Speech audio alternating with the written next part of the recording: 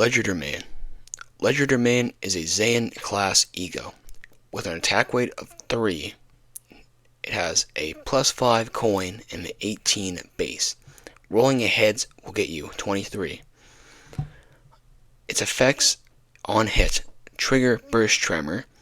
On hit, inflict 6 tremor. And on hit, inflict 4 paralysis. Its paralysis is very useful, as Legerdemain can hit up to 3 enemies or 3 parts of an abnormality and inflict 4 paralysis on each of those parts. While this E.G.O. does have attack weights, it is relatively cheap, costing 1 sloth and 3 gluttony.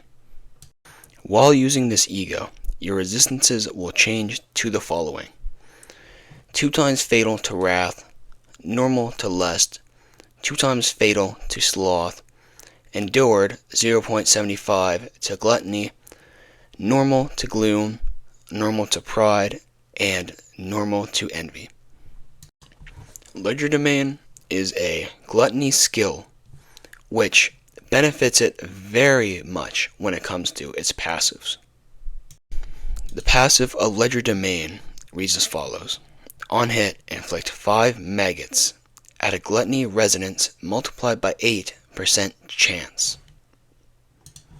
If you are wondering what maggots are or what they do, maggots are a status effect that at the end of the turn they will do gluttony damage equal to the count, and they will inflict 1 bleed count, and then they will lose 1 count.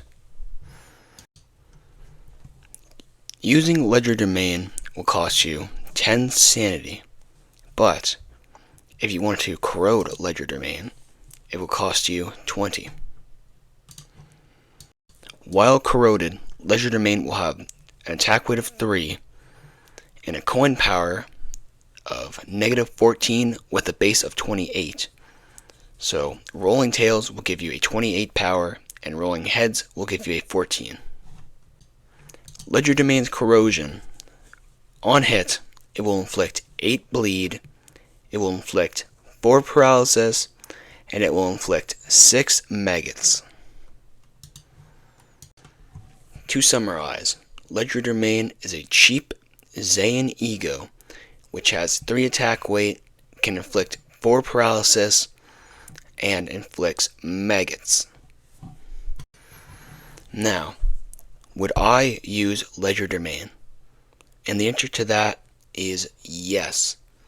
There are really no downsides to using Legerdemain, and there are no other E.G.Os to compete with Legerdemain. You have Suddenly One Day, and then you have Legerdemain. Those are the only 2 Zayin E.G.Os for Gregor at this time. So I see no reason not to use Legerdemain.